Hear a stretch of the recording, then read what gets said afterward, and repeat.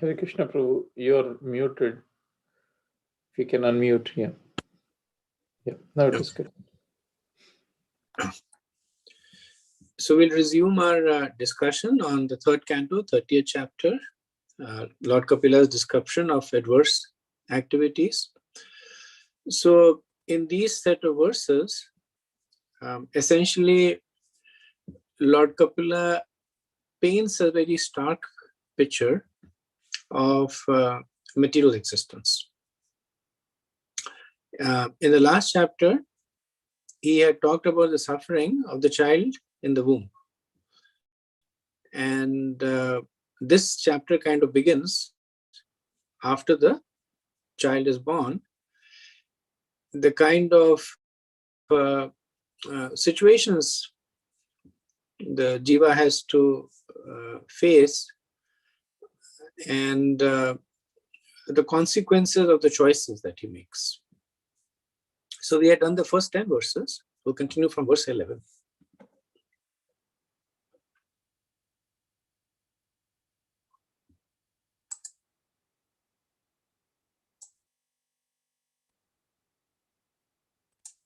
Okay.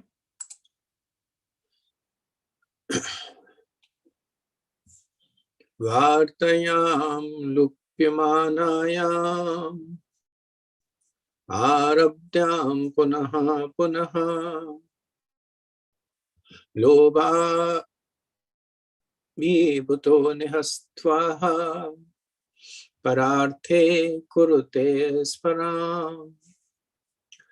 When he suffers reverses in his occupation, he tries again and again to improve himself.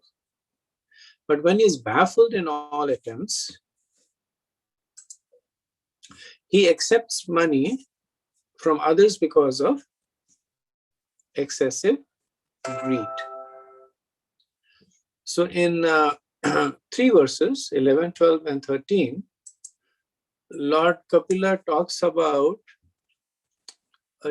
a chain of events that one who is trying to maintain the family goes through. So basically, he will establish this chain that he's trying to maintain the family. He's unsuccessful. In order to do a better job, he tries to go after more wealth. While he's going after more wealth, he encounters failures. And because of these failures, his family begins to disrespect him. So it shows that which he is trying to address, the situation of trying to help his family, the very same members of the family begin to disrespect him. Previous set of verses, Lord Kapila had spoken about the so-called successful materialist, the person who has made a lot of wealth, and then he has spoken about how inevitably such a person commits all kinds of sinful activities. That he's envious, he steals, he misleads people, and in this way he becomes within quotes successful materialist. Now the nature of the material world is that success is few and far in between. And even the so-called apparently successful, they actually they're constantly experiencing a lot more failure. Even if we see those who we consider as successful, people who are very rich or people who are very famous, and then we see that they have so many challenges that are going on in different aspects. Sometimes they have money, they want more money, cannot make that money. Sometimes they have money and they try to keep it away from the government, not pay taxes. And then they have challenges in that. Prabhupada would say, that the biggest problem with having money is that you lose friends and you make enemies. So why do you lose friends? Because you don't know that a person who's friendly is because of the relationship or because of your wealth. So people who are on the wealthier side, they tend to be lonely, because when somebody establishes friendship with them, firstly, they themselves are very suspicious. Is this person really wanting to be my friend, or trying to exploit me? And second is that factually, yes, people tend to befriend friendly people to take advantage of them. And the second part is that they make enemies. Right? There's a saying that taller the tree is, the more it will sway in the wind. So the more powerful the person is, the more powerful is his enemies. So people who are at that stage, they also have people who are also equally powerful, but inimical to them. So in this verse, the word para-arthe kurute sparam is used. Para-arthe means other people's wealth. Kurute sparam means such a person lusts for it. Because this is not talking about a failed materialist. So it is not a money, and he's resentful of those who have it. So he tries to take it away from them. Verse 12. Kutumba bharna kalpo mandabhagyo vrithodyamaha shriya vihina krapano dhyayancha vasati mudhadi. Thus the unfortunate man, unsuccessful in maintaining his family members, is bereft of all beauty. He always thinks of his failure, grieving very deeply.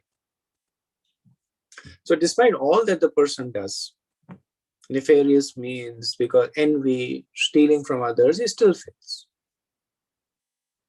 And then what happens to him is that he grieves deeply.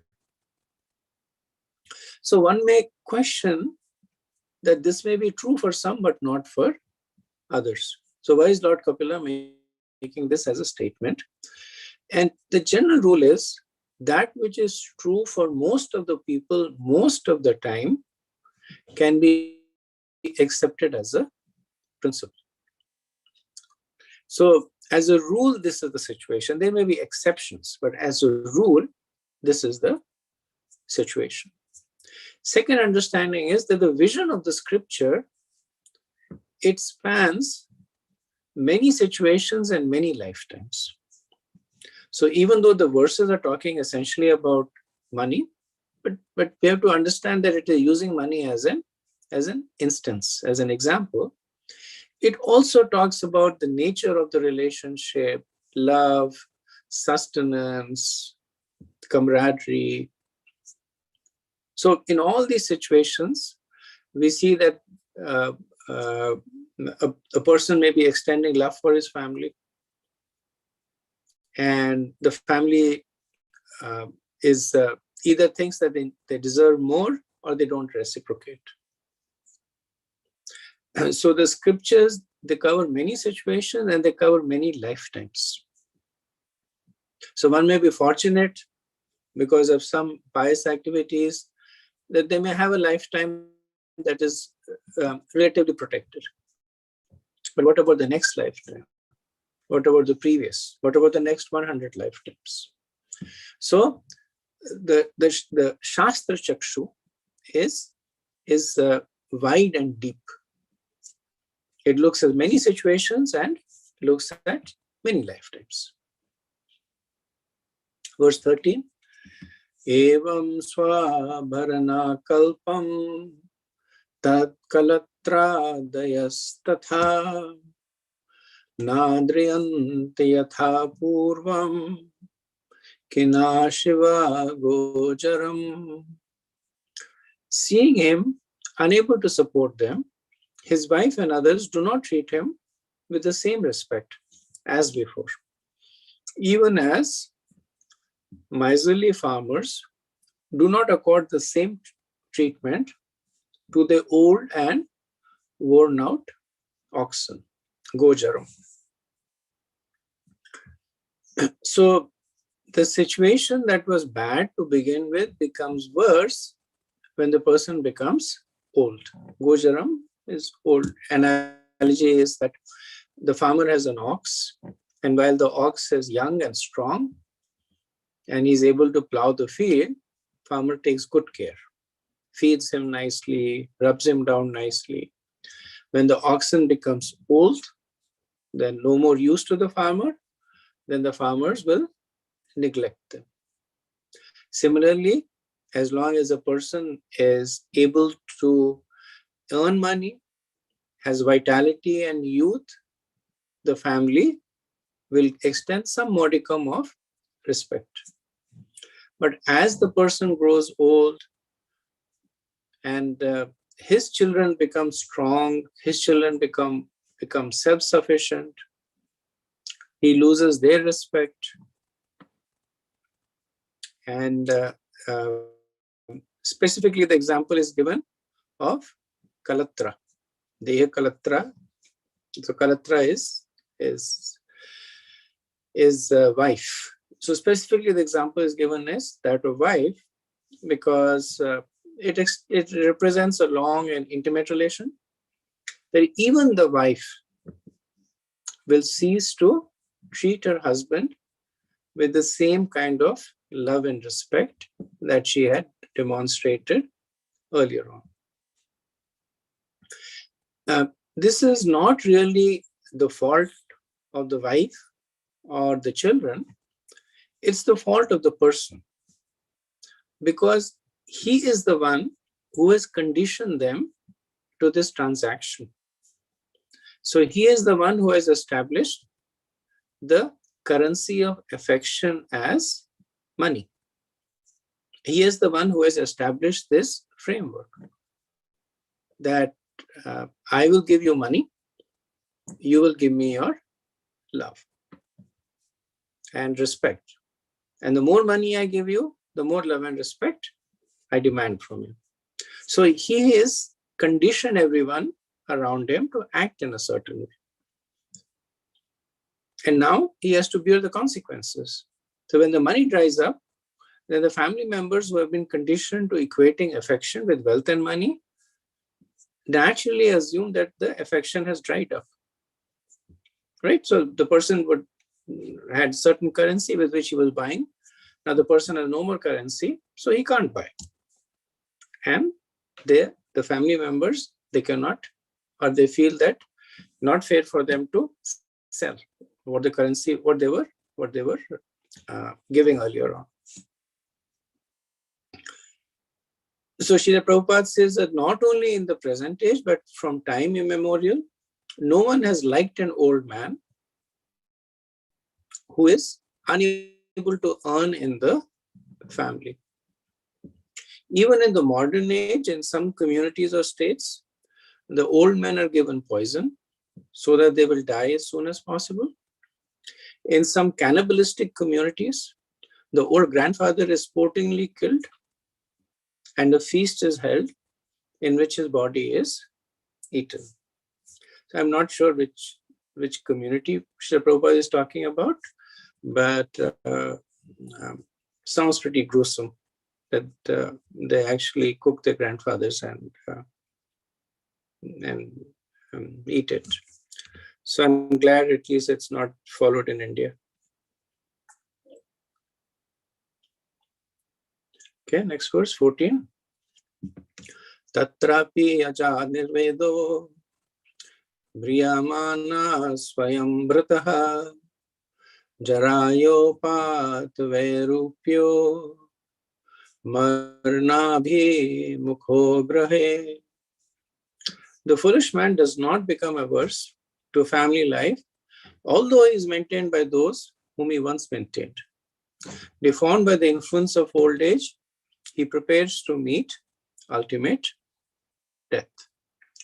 So Lord Kapila is now moving further into the life of the person. So he was young, now then he became old. Now he is old to the point that he is nearing death. So this is described in 5 verses from 14 to 18.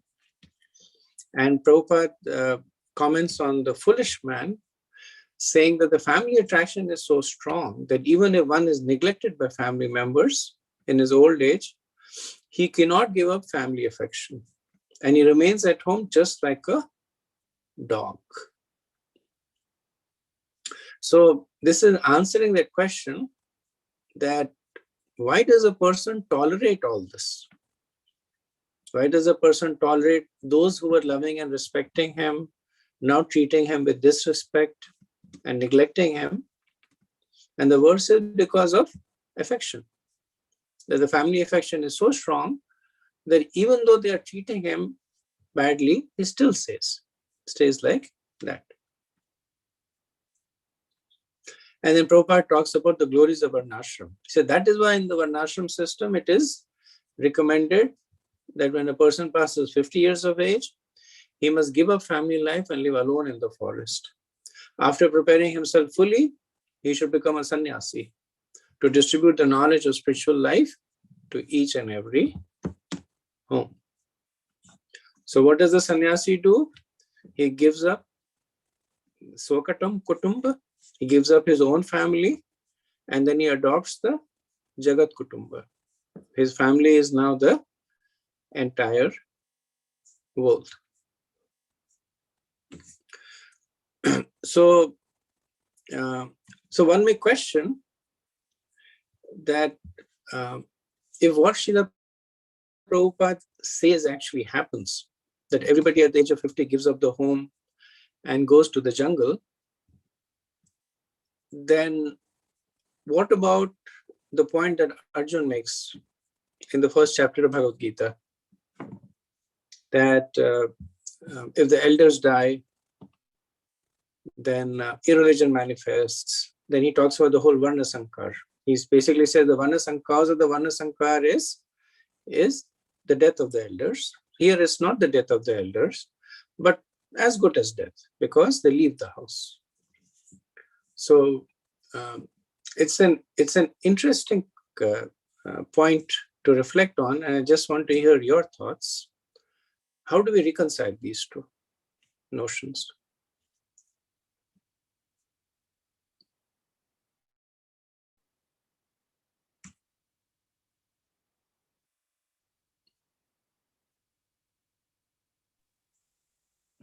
Okay, Hare Krishna will make an attempt. Hare Krishna, Prabhu. Yes, maybe first Sarang Prabhu and then Mataji. Okay. In the case of Arjuna, he was talking about if everybody is dead.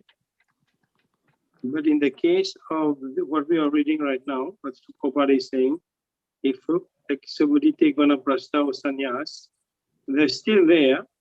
They will be still guide the society. Maybe not your immediate parent, maybe somebody else will come to your village and preach door to door and will guide the society as a moral support, even more than a moral support, compared to the other where they are completely gone. Thank you, Prabhu. Good answer. And Mataji, you want to speak? Yeah, I was thinking of something in similar lines, that we do need knowledge to be passed on from older generation to younger generation. But the current context is about a particular person's detachment in one sense.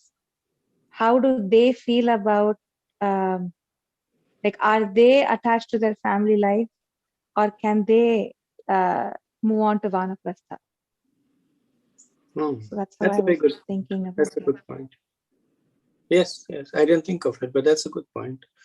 That the focus here is from the perspective of the person.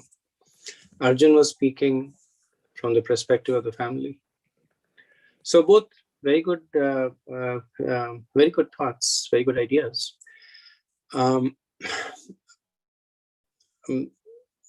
I can share a third perspective on this. So Radhanath Swami was once, he was giving a lecture in Mumbai to the Institute of Chartered Accountants. And one of the person, he challenged Maharaj. He stood up and he said that you're advocating people to take to religiosity, to become sannyasi. Who will take care of the world if everyone becomes a Swami? And everybody in the hall started clapping. What a wonderful question. And Radhanath Maharaj responded that you're an accountant, right? He said, yes, I'm an accountant. He said, what will happen to the world if everybody became an accountant? So did that stop you from becoming an accountant? He said, no. So the point that Manaj was making, that when situations like these are described, the understanding is that in a pragmatic scenario, some will take to it, some will not. Right? So in this particular case, when this person was looking for a career choice, and somebody told him that being an accountant is the best career choice, right? And then his question would be, then why isn't everybody in the world an accountant? Because it doesn't work that way. For somebody else, being an engineer is the best career choice. So the reason I'm talking about it, because it brings forth important point of understanding these scriptural injunctions, that they are all to be considered in a very pragmatic perspective. One should not extrapolate them to hypothetical extremes and then falsely challenge the assertions. Right? One should understand the underlying principle. The underlying principle is that recommended for a person to take, when the age is right, take vanaprastha or sannyas. Underlying principle, as Varshana was saying, is recommended for the person to develop detachment. If that detachment manifests as vanaprastha sannyas, good. But these principles are stated in a practical context, that not everybody will take vanaprastha or sannyas, but the principle should be followed universally, that everybody should develop a modicum of detachment. Right? As I remember, I was having this discussion with a family member a long time ago about surrendering to Krishna and going back to Godhead. And then he said, well, if everybody is surrendered to Krishna and went back to Godhead, the universe will become empty. So then what will Krishna do? This whole universe will become void. And I remember I talked about this with Guru Maharaj, and he said that you should tell him that we'll worry about that situation when it happens. Right now, he just needs to worry about himself. Right? So this is again a case where somebody is extrapolating it to hypothetical extremes, and then falsely challenging the assertion that because the universe should not become empty, that is why one should not take to Krishna consciousness. Right? The principle is one should take to Krishna consciousness in order to become spiritually advanced. If it results in going back to Godhead, that is the best case scenario. If everybody goes back to Godhead, that is fine too. Right? No need for us to worry about it.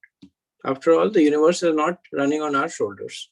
We are not responsible for making sure that the universe is up and running.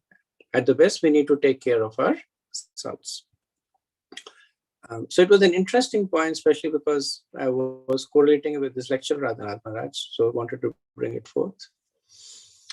Thank you for your input also. Okay, let's move on, verse 15. Asteyamatyopanayastaṁ grahapalivarahan amyave apradipadagir alparol pacheshtita.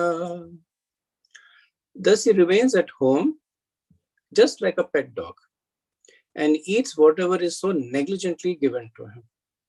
Afflicted with many illnesses such as dyspepsia and loss of appetite, he eats only very small morsels of food and he becomes an invalid who cannot work anymore. Can anybody remember a similar situation that was described earlier on in the Bhagavatam? This kind of a situation of the plight of an old person being Yudhishthira dependent Maharaj? on the family. Sorry, not Yudhishthira Maharaj. Dhritarashtra, when he was old and Vidura was scolding him. Thank you. Yes. So this is actually very similar to the conversation in the first canto, 13th chapter between Dhritarashtra and Vidur. And Vidur actually, even more graphically, he describes the situation of Dhritarashtra, that you're hard of hearing, you have lost your memory, and your mind is disturbed. Then he says your teeth is loose, your liver is defective. And then he actually makes this very same point. He says that you're living like a household dog, eating the remnants of the food given by Bhima. So in this case, there is the additional nuance that Dhritarashtra was living in the house of the person who had killed all his sons. He was living in the house of the person that he had tried to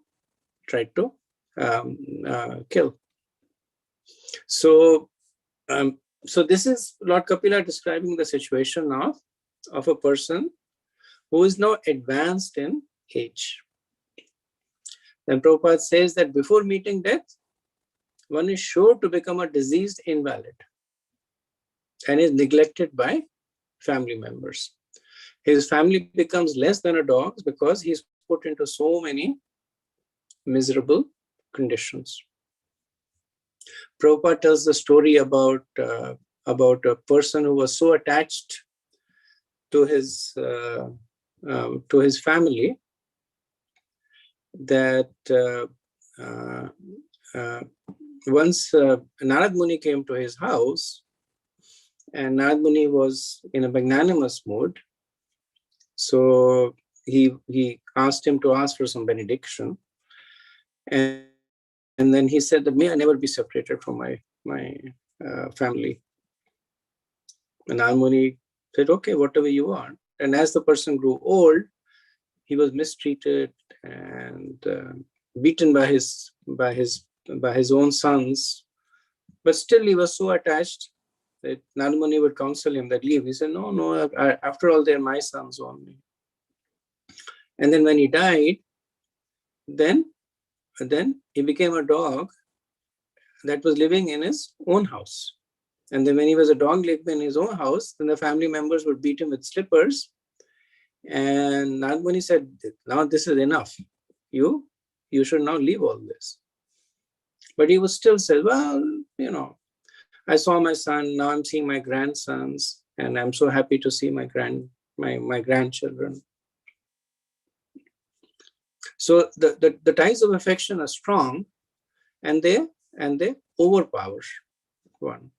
That's why in Vaishnava families, the relationships are centered around Krishna. So it's not that the relationships are weak. It's not that in Vaishnava families, the father looks at the son and says that you are just a deha patrikalatra desh atmasenasya satswapi, that you are asatswapi, right? The parents are attached to the children and the husband is attached to the wife, but it's all centered around Krishna. And that way, as long as the fulcrum is strong, then the relationships remain strong. Or for some reason, if the relationships become weak, the fulcrum stays strong. So the anchor is Krishna. So that anchor stays strong. Verse 16. Vayuno kramaot. I'm sorry. Vayuno kramotottaraha kafa samrudnadikaha kashasvasa kartayasha kanthe gurayate.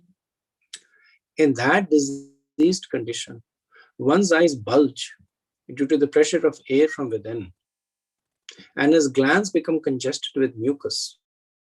He has difficulty breathing, and upon exhaling and inhaling, he produces a sound like gura gura,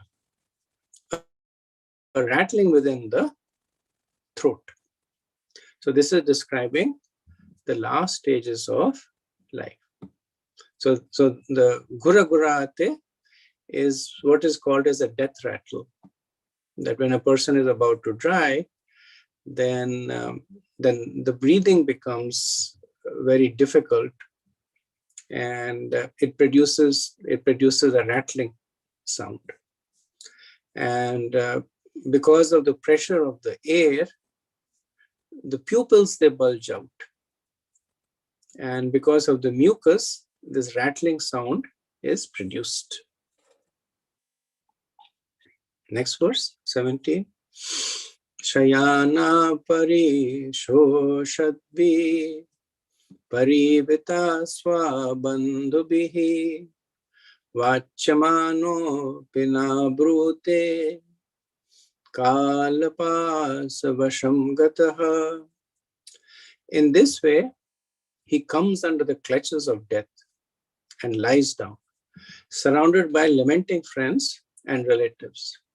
Although he wants to speak with them, he no longer can, because he is under the control of time. So then one may ask this question, that the person who was surrounded by people who were nirapeksh, who were neglecting him or insulting him, why are they now lamenting when he's about to die? And the understanding is that people lament because of social convention, and people lament not for the person who is dying, but essentially for themselves. So they may have developed a detachment for the person after seeing the person go through, exhaust his productive period, now becoming a burden. So they may have developed detachment, but they may still be attaching something to the person in terms of status. So wife may be saying that, whatever is, I'm still married. I have a husband. Children might say, well, I'm still a father. My father is there. So when the person is dying, they're really lamenting for themselves. The wife thinks, now I'm going to be a widow. The children thinks I'm going to be an orphan. And also because of social convention. But ironically, this is the last insidious activity that is done by the family, because all along the family has been neglecting and disrespecting the person. So some amount of detachment would have developed in that person. So even though, as Lord Kapila says, that despite all that, the person is still attached, but that attachment would have weakened to some extent. When the person sees that, the family that was giving him so much love and respect, now they're barely caring about him. So some kind of detachment would have appeared, which is very good. If the person is able to preserve and carry the detachment to the next life, then over successive births, the detachment will grow to a point where the person sees things for what they are. But unfortunately, the family does not even allow that to happen. When the person is at the deathbed, then everybody around them is weeping and lamenting. And as the person dies, his attraction to his family once again flares up. Any renunciation that was coming in his heart, it gets burnt away. Srila Prabhupada writes in the purport, for formality's sake, when a man is dying on his deathbed, his relatives come to him and sometimes they cry very loudly, addressing the dying man, "Oh, my father, oh, my friend, oh, my husband." In that pitiable condition, the dying man wants to speak with them and instruct them of his desires. But because he is fully under the control of the time factor, death, he cannot express himself, and that causes him inconceivable pain. He is already in a painful condition because of disease, and his glands and throat are choked up with mucus. He is already in a very difficult position, and when he is addressed by his relatives, his grief increases.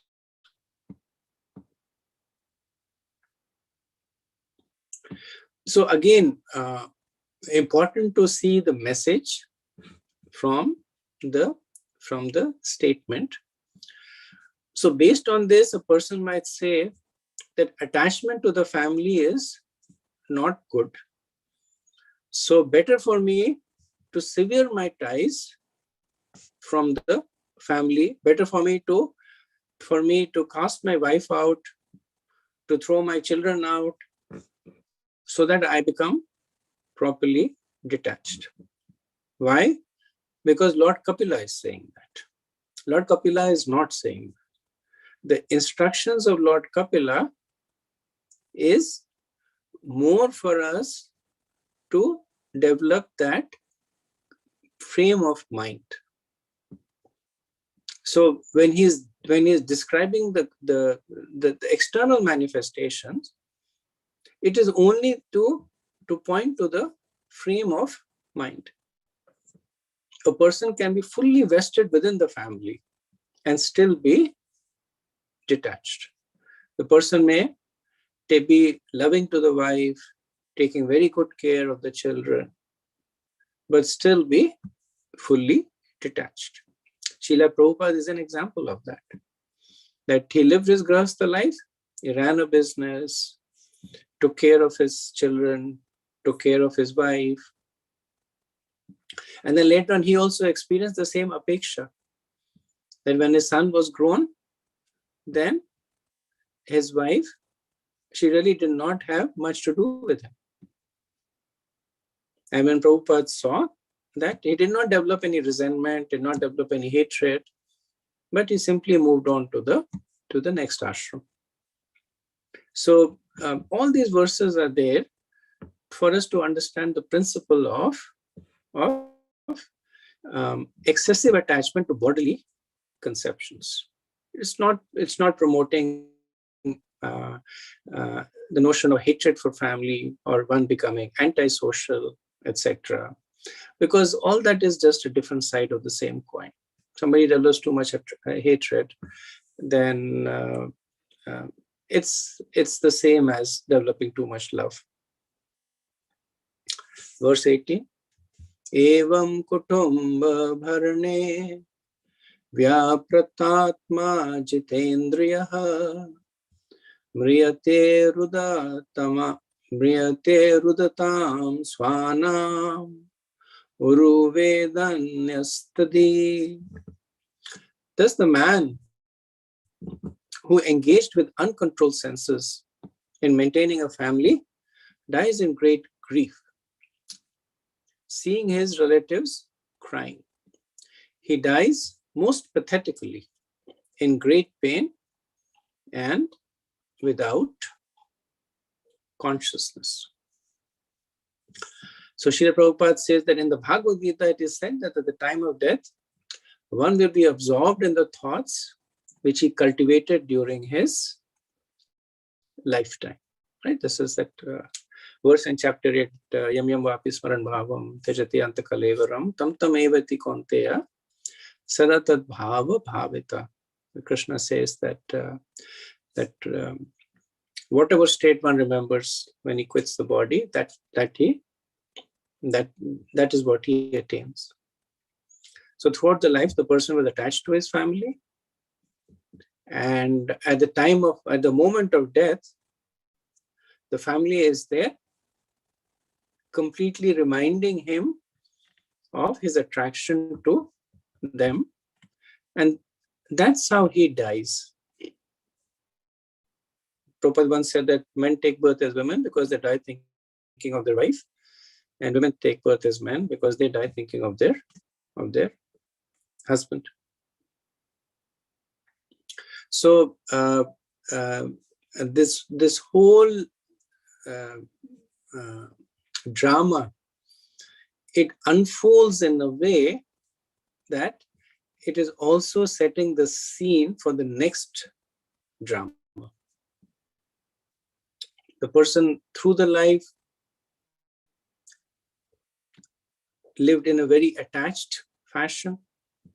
When he became old, then perhaps some vestiges of detachment started appearing. But difficult because the entire life the person was conditioned to attachment. At the time of death, this attachment, it manifests again. And this may not necessarily be the moment of death, but definitely leading to the moment of death. The person again sees the family and everybody concerned, everybody lamenting. And the person himself thinks, what will happen to my wife? Who will take care of her? What will happen to my son? What will happen to my dog? Who will feed my dog? So in this way, they will think of whatever they're attached to. And then the principle of Yam Yam Vapi Smaran Bhavam, that will manifest and result in the person again taking a material birth, conditioned to strong attachment. Okay, so let me pause over here and see if there is any discussion.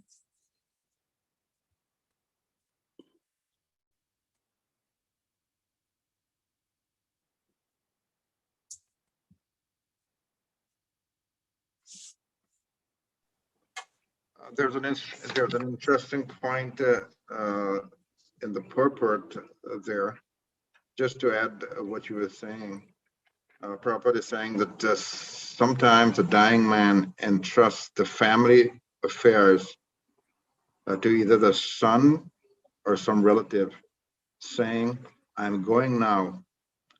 Please look after the family." But then Prabhupada goes on to say that he does not know where he is going, but even at the time of death, he is anxious about how the family will be maintained.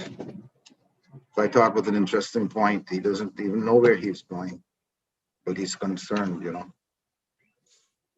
That is true. That is true. That attraction is so strong that the person wants to reach out across death to somehow continue to take care of the family. That's why some people, they refuse to accept another material body because they're so attached to the previous body and that which is connected to the previous body. So they refuse to accept a new body. And then they stay in this form as ghosts.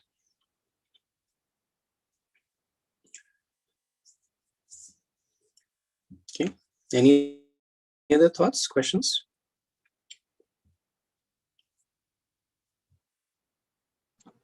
There was an interesting point that I wanted to make when you were in the earlier discussion 2 or 3 verses ago, where one time someone was asking, you're referring to Radhanath Swami when that accountant asked the question. So there was a similar question that they asked Prabhupada one time, that Prabhupada, suppose everyone becomes a devotee, you're preaching so vigorously, you know, this Krishna consciousness movement, whatever it is expanding like wildfire. Suppose everyone becomes a devotee, then what happens?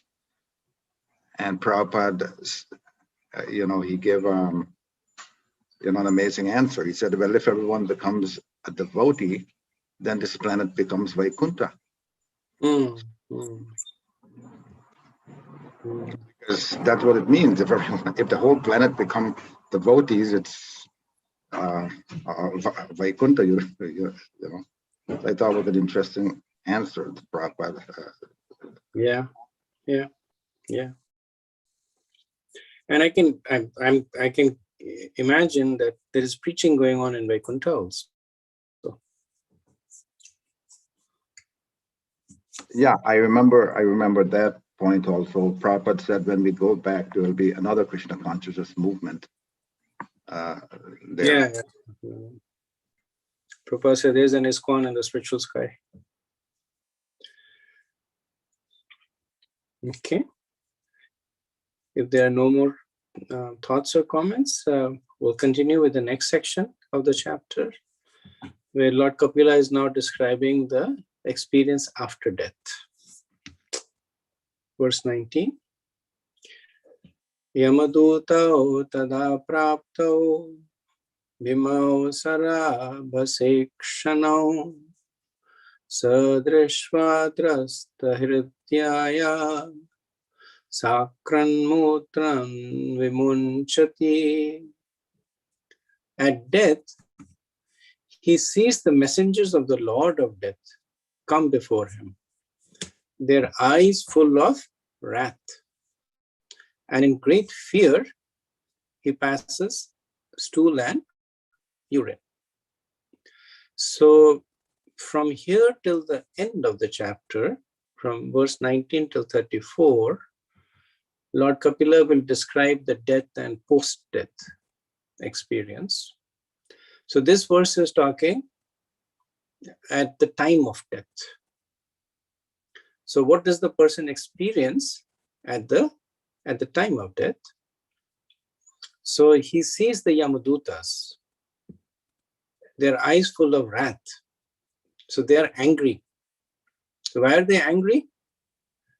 They're angry because this person got this valuable human form of life and they have wasted it.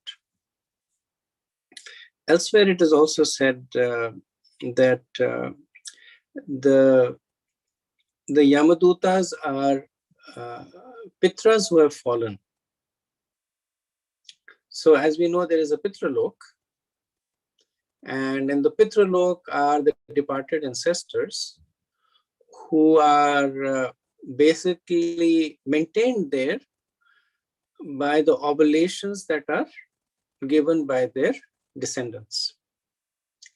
And as long as the oblations are there, by the virtue of that piety, they continue to live in Pitraloka.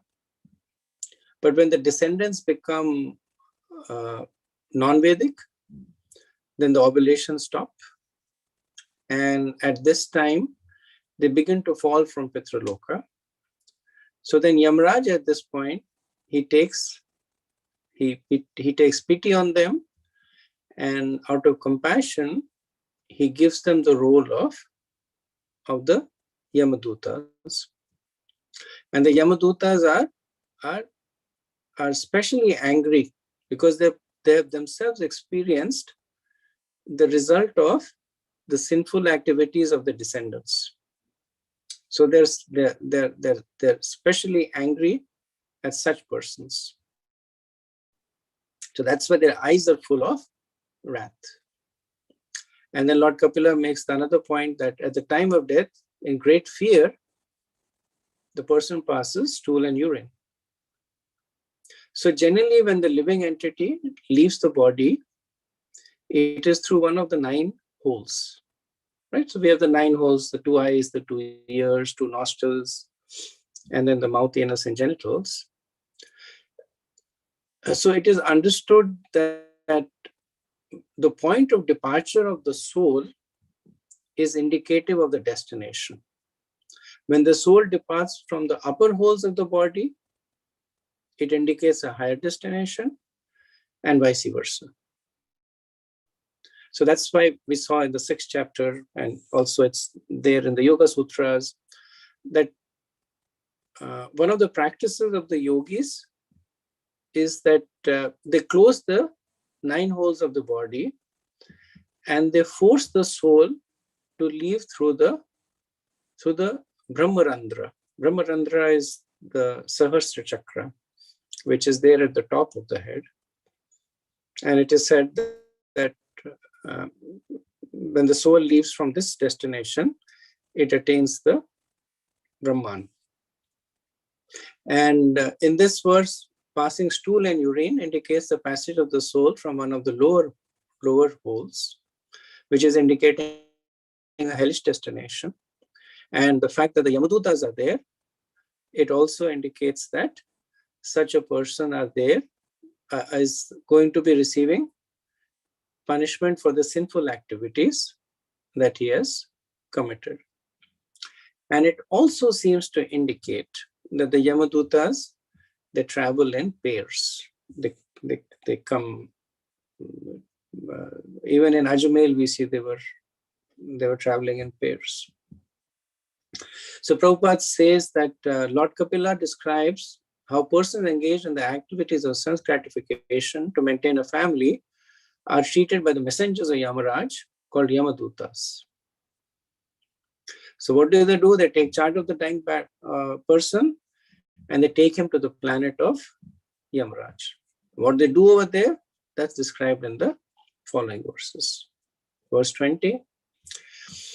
Yatna deha avartya pasher bodhva gale balat nayato dirkam advanam dandyam rajabhatayatha. As a criminal is arrested for punishment by the constables of the state, a person engaged in criminal sense gratification is similarly arrested by the Yamadutas, who bind him by the neck with strong rope and cover his subtle body so that he may undergo severe punishment. So Lord Kapila is giving an analogy to explain that why is this person being punished. And essentially a synopsis of the law of karma, that the law of karma establishes certain rules, and when the person breaks the rules, he's punished. Just like when a citizen breaks the rules of the nation, he becomes a criminal, and such a criminal, they are arrested by the constables, and then they receive punishment. So a little bit more details about the nature of the punishment, that such a person, the Yamadutas, they give him a special kind of body that is known as Yatna Deha. So Yatna Deha Avartya, covering, he gets a covering of Yatna Deha. So Yatna Deha is a gross body that covers the subtle and spiritual body. And the nature of the Yatna Deha is that it is specially made to receive punishment. In the current body that we have, the body has mercifully been designed for protection from excessive pain. So if there is excessive pain, then the person loses consciousness or the person dies. And that way, the person is protected. In Yatna Deha, that does not happen. That when a person is being punished, the person neither loses consciousness nor does he die. And the Yatna Deha is also set to, in a way, that the pain is what's the right word? It's magnified. So sometimes we have that experience that if our if our skin is sensitive, like during cold, and then we hit on it, then that pain is even much more severe. So similarly, the Yatna Deha is set up in a way that the pain that we would experience is experienced a lot more in the Yatna Deha, but then there is no safety. There's no safety valve there. The person continues to experience pain over and over again. So Prabhupada said that it is said in the scriptures that the constables of Yamraj cover the subtle body of the culprit and take him to the abode of Yamraj to be punished in a way that he is able to tolerate. He does not die from this punishment, because if he died, then they would be, well, what's the advantage of giving him punishments? Okay, next verse. Verse 21. Tayo nirbhin hridyasa tarjanir jat vepatuhu pathi swambhir bhakshaman arthogam swam anusmaram. While carried by the constables of Yamraj, he is overwhelmed and trembles in their hands. While passing on the road, he is bitten by dogs, and he can remember the sinful activities of his life. He is thus terribly distressed. So these hellish sufferings are for so not everybody goes to hell, right? Not everybody goes to the abode of Yamraj. Even those who sin, of course, devotees don't go, especially if they're sincerely following. Hopefully they go back to Vaikuntha or Golok. But even those who are sinful, not everybody goes to the planet of Yamaraj. And this is where the law of karma comes in, that there is hellish conditions even in the manifest universe. So we see that even on the planet, there are people who are suffering, some more than others, some because of poverty, hunger, some because of relationships, right? So that is hell, right? That is hellish conditions. But they don't go through the whole 9 yards of Yatna Deha, Yamapuri, and then be beaten by the Yamadutas. Those who are very grossly sinful, they are taken over there. And later on, the nature of sins that causes the person to fall to hell is described. It's elaborated more in the 5th canto. The verse also states that the person remembers the sins for which he is being punished. So this remembrance is there to make the person repent their activities. If the person was simply being punished, then that repentance would not come in, because Krishna has set up all this really to remediate our mentality, whatever it takes. I mean, the original sin that we have committed is turning back from Krishna, and after having committed that original sin, we commit several secondary sins. So Krishna is one way or the other trying to remediate that. So when the person is being punished, then he remembers the sins, and then he says, why did I commit those sins? I shouldn't have committed it. That creates a fear in him that carries on as an impression in his subtle body, which means that he will be careful about indulging in those sins. Now, of course, the other effect is that when he performs sinful activities, then the law of karma is planting seeds of desires for the same activities within the person. So there is this tension between the two, that there are persons who are inclined to commit sinful activities because of prior indulgence in sinful activities. But then there is also their conscience. So the conscience is Paramatma advising, but the conscience is also these memories that are buried in the subtle body. In the Bhagavad Gita 10th chapter, verse 34, Krishna says, Mrityu sarva haraschaham, that I am all devouring death. So death is constant, but there is the final death that takes away everything, right? There is the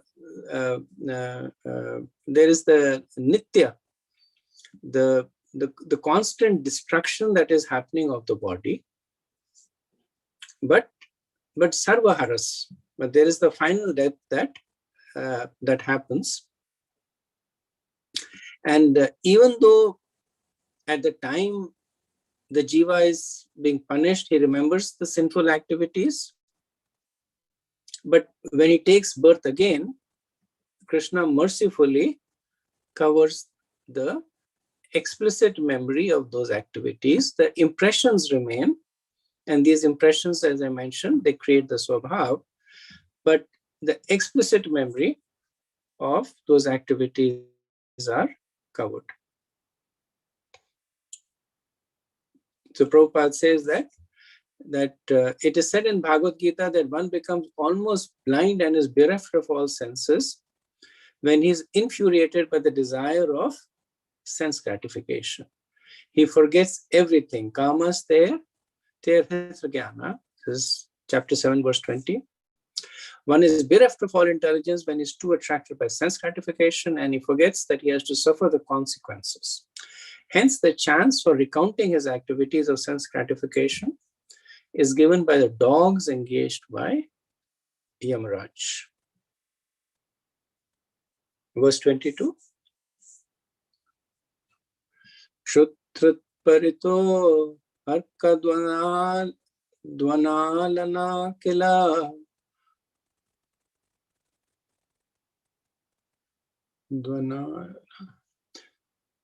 Shantapyamana patitaptavaluke krichrena prasthe kashaya chataditash chalatya sakto pinirasramodake.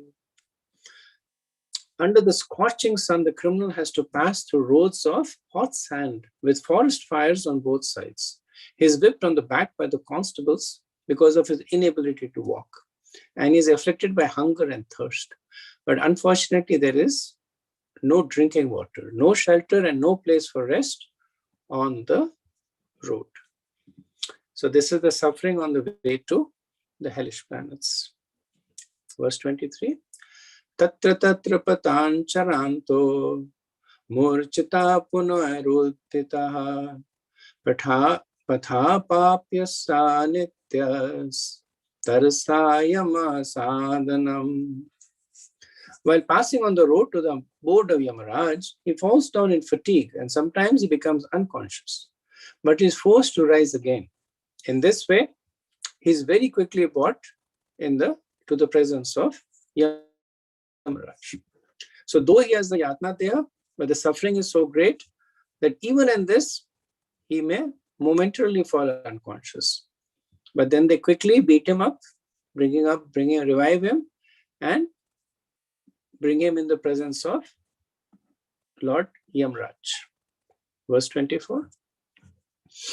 Yojanam sahasrani navatim navachadvanaha tribir muhurter dvabhyam va nita prapnoti yatanaha. Thus he has to pass 99,000 yojanas within 2 or 3 moments. And then he is at once engaged in tortuous punishment, which he is destined to suffer. So he travels this distance to the planet of Yamaraj in a few moments. Prabhupada says the yojan is 8 miles. So he travels 792,000 miles.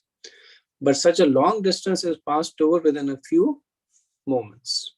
The subtle body is covered by the constables so that the living entity can pass through a long distance quickly and at the same time tolerate the suffering. Next verse. Adipanam swagatranam vestayatvol mukadbihi atma mam sadanam kwapi swakatam parato piva. He is placed in the midst of burning pieces of wood and his limbs are set on fire. In some cases, he is made to eat his own flesh or have it eaten by others. Prabhupada says from this verse to the next 3 verses, the description of punishment will be narrated. The first description is that the criminal has to eat his own flesh, burning with fire, or allow others like himself who are present there to eat. In the last Great War, people in concentration camps sometimes ate their own stool. So there is no wonder that in the Yamasadan, the abode of Yamaraj, one who had a very enjoyable life, eating others' flesh, has to eat his own flesh. So this is the punishment for those who eat the flesh of other creatures. Verse 26. Jivatas chandra bhayudraha swagraderyam sadane sappavrishikadam sadhye dasadvischatma vaishasham. His entails are pulled out by the hounds and vultures of hell, even though he is still alive to see it. And he is subjected to torment by serpents, scorpions, gnats, and other creatures that bite him. Next verse. Krantanam chavayasvaso gajadibhyo videtapanam patram giri shringebhyo rodanam chambugartayaha. Next, his limbs are lopped off and torn asunder by elephants. He is hurled down from hilltops and is also held captive either in water or in a cave. Next verse. Yas tamishranda tamishra raurabdyas chayatanaha bhunktinarova nariva mitaha sange nanirmitaha. Men and women whose lives are built upon indulgence in illicit sex life are put into many kinds of miserable conditions in the hells known as Tamishra, Andhatamishra, and Raurava. Srila Prabhupada writes that, but when sex life is indulged in for sense gratification illegally and illicitly, both the men and women await severe punishment in this world or even after death. In this world also they are punished by virulent diseases like syphilis and gonorrhea. And in the next life, we see that in this passage of Srimad Bhagavatam, they're put into different kinds of hellish conditions to suffer. In Bhagavad Gita, first chapter, illicit life, sex life is very much condemned. So this is in when Arjuna is talking about Varnasankar, that when the elders are not there, then the women are corrupted. So this is around chapter verse 40, 41, 42. So it is said that one who produces children by illicit sex life is sent to hell.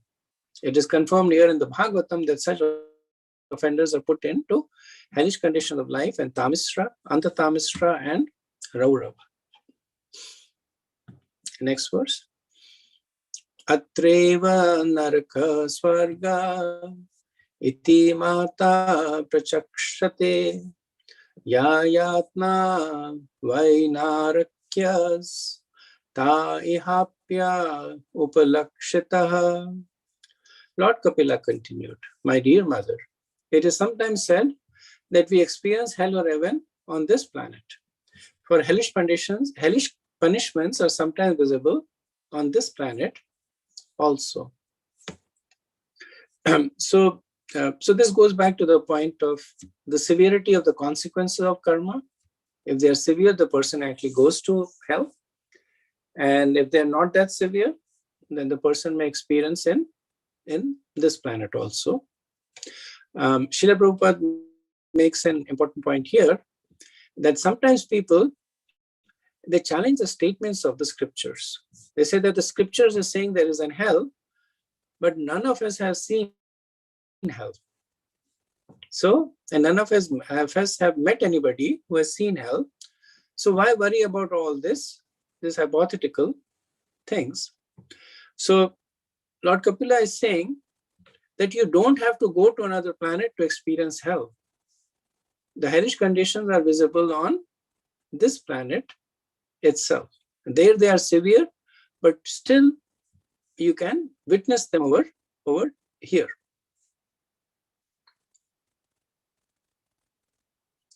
And Prabhupada further says that, he says, for example, if a man is to be punished to remain in hell and eat stool and urine, then first of all, he practices such habits on the planet of Yamaraj, and then he is given a particular body, that of a hog, so that he can eat stool and think that he's enjoying life. It is stated previously that in any hellish condition, the conditioned soul thinks he is happy. Otherwise, it will not be possible for him to suffer hellish life.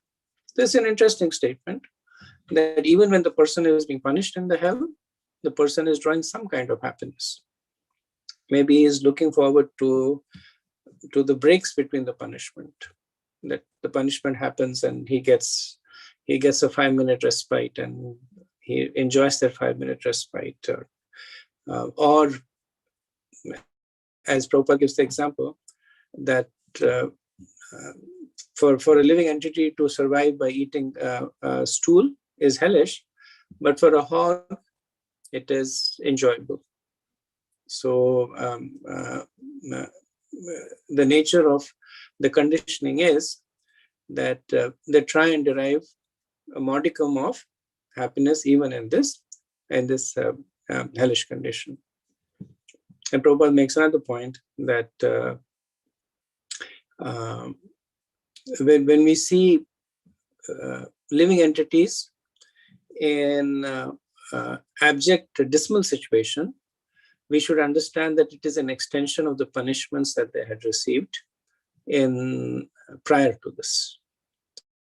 So specific example is given here, but generally, if a person is living in an abject condition, we can understand that it's an extension of the punishment that the person was receiving in the prior life.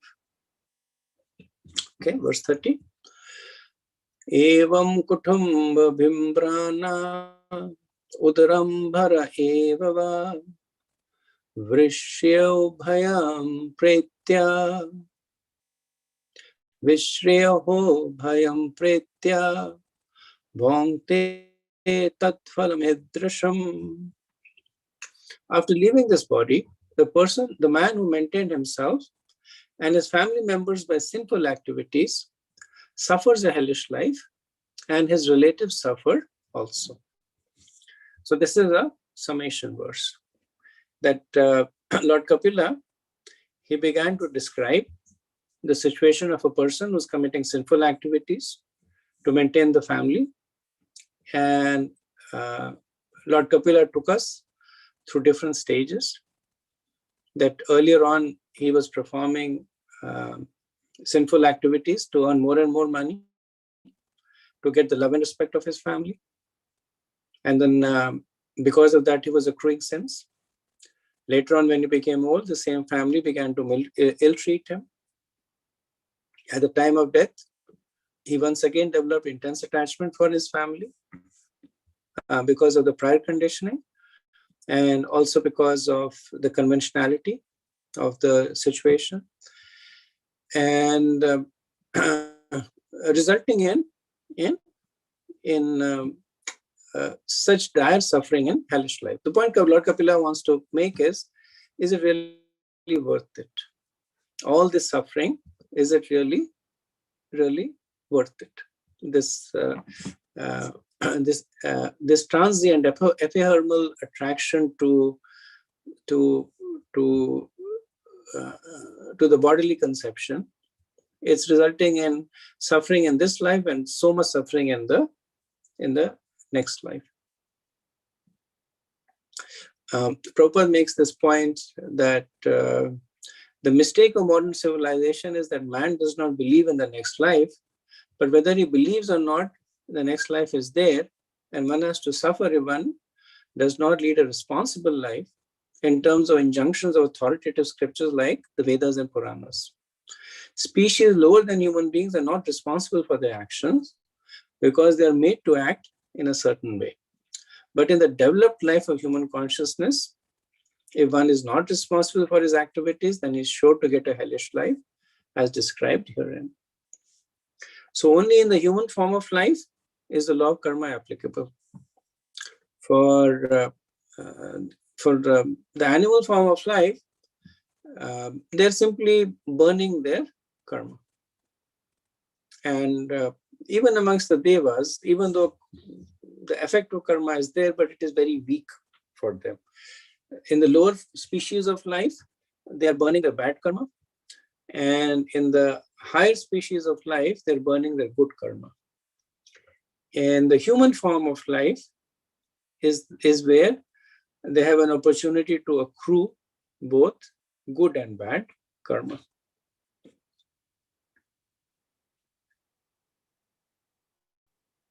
Okay, next verse, 31. Eka prapadyate dhvantam hitvedam swakalevaram kushaletra pathyeyo bhutadrohena yad pratam.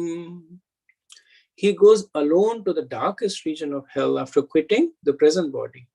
And the money acquired by envying other living entities is the passage money with which he leaves this world. So kind of a poetic verse that talks about the fact that the person lives in the world surrounded by family members, entangled in family relationship, but when he dies, the person goes alone. But he goes with the money that he has acquired. So that's an interesting point Lord Kapila is making. So he does not really go with the money, but he goes with the sinful reactions that he has accrued to make that money.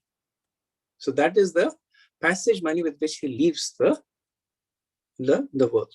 So he does not go with his bank balance, but all the sinful reactions for the activities that he accrued in trying to acquire that wealth, that stay with him. So it's the worst combination, right? That if you earn money, you commit sinful activities, then you may say there is some compensation. That yes, I have committed sinful activities, but at least I'm enjoying the money that I have earned.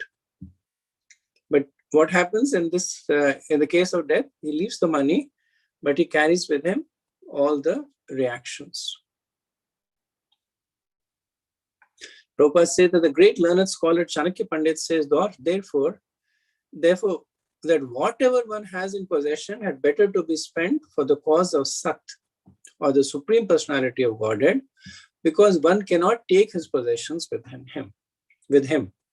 So this is reversing the scenario, that one spends the money and one goes carrying the pious reactions of spending that money. And of course, all the forms of spending, the highest is in Krishna consciousness. 32.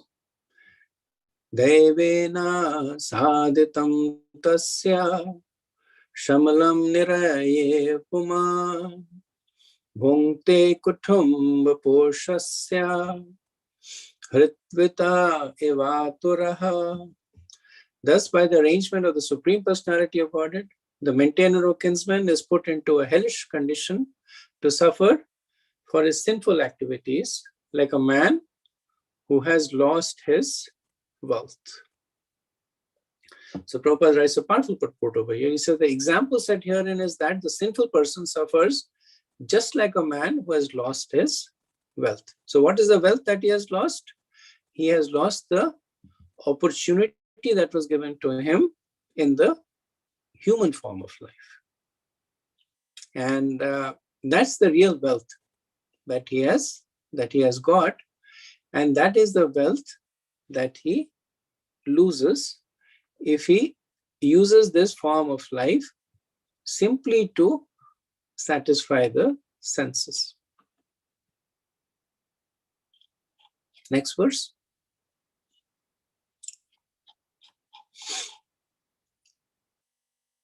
Kevalena hayadharmena kutumba bharnot sukha yati jivo dhata mishram charmam tamasa padam. Therefore, a person who is very eager to maintain his family and kinsmen simply by black methods certainly goes to the darkest regions of hell, which is known as Andhata Mishra. Prabhupada said 3 words in this verse are very significant. Kevalana means only by black methods. Adharmena means unrighteous or irreligious. And Kutumba Bharna means family maintenance. So maintaining one's family is certainly the duty of a householder, but one should be eager to earn his livelihood by prescribed method, as is stated in the scriptures. In the Bhagavad Gita, it is described that the Lord has divided the social system into 4 classes. So this is Chaturvarnya Maya Sreshta. So apart from Bhagavad Gita, in every society, a man is known according to his quality and works. Prabhupada says that not just the Vedic society, but in every society, semblance of Chaturvarnyam is there. So for example, when a man is constructing wooden furniture, he's called a carpenter. And when a man who works with an anvil and iron is called a blacksmith. A man who is engaged in medical or engineering field has a particular duty and designation. All these human activities have been divided by the Supreme Lord into 4 varnas, namely Brahman, Kshatriya, Vaishya, and Shudra. In Bhagavad Gita and other Vedic literature, the specific duties of Brahman, Kshatriya, Vaishya, and Shudra are mentioned. So one place in Bhagavad Gita where it is mentioned is in the 2nd chapter, where Krishna tells Arjuna that considering your specific duty as a Kshatriya, you should fight. So Srila Prabhupada here is making this point that if one is not able to take to the transcendental path, then one should at least take to the path of being in the mode of goodness by following the rules and regulations of the Vedas as enjoined by the Varna and the Ashram. That will at least protect the person from falling into hellish conditions. Okay, last verse of the chapter. Adastan naralokasya yavati ryatanadya kramasha samanukramya puneratra vrajekshushi. Having gone through all the miserable hellish conditions and having passed in a regular order through the lowest form of animal life prior to human birth, and having thus been purged of his sins, one is reborn again as human being on this earth. So Lord Kapila was describing the sequence of events of a conditioned soul. So he lived a life of sin, dies, after that goes to hell, is punished severely there, then he comes back into a lower form of life and From that form of life, he goes, every form of life has its own suffering, where the person is hunted, where the person is fearful in that animal form of life and dies and goes to the next form of life. And then ultimately, he reaches the human form of life.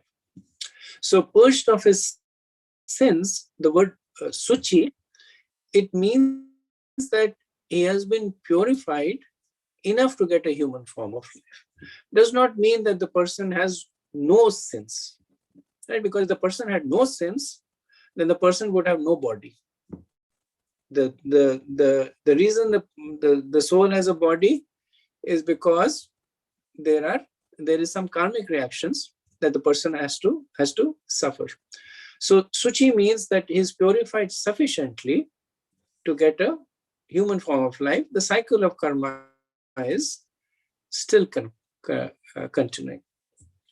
Prabhupada says that it can be concluded that if someone is not willing to enter into hellish life, as in the Tamishra and Andatamisra, then he must take to the process of Krishna consciousness, which is the first class yoga system. Because even if one is unable to attain complete Krishna consciousness in this life, he is guaranteed at least to take his next birth in the human family. Can anybody describe this verse that Prabhupada is talking to? Important verse.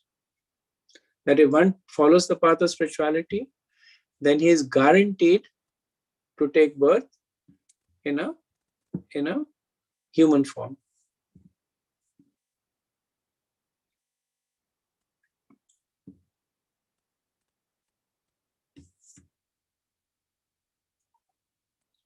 So this is one of the early assurances given by Krishna to Arjun, 2nd chapter, verse 40. Neha Vikrama Nashasti Pratvayuna Vidyate Swalpam Apyasya Dharmasya Trayate Mahato Bhayat.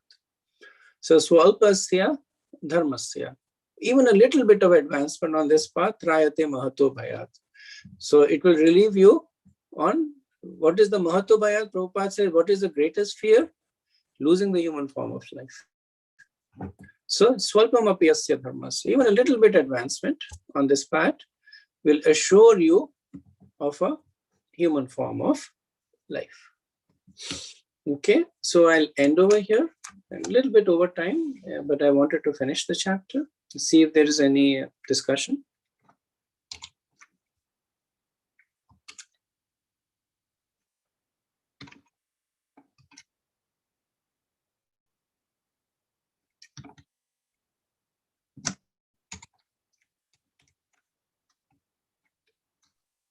Hare Krishna Prabhu, another question. There are some very beautiful illustration in the Bhagavatam, the painting. Paintings about? Like in the, when you say in the various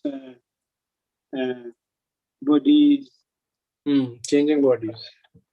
And then going through hell, Yamraj coming.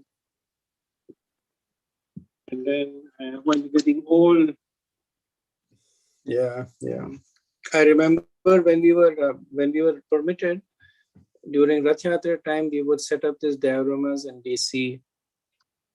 That we had the changing body booth and life after death booth, and there were these posters that we would put there, and it would fascinate people that this is what is happening after death. This is how rebirth is taking.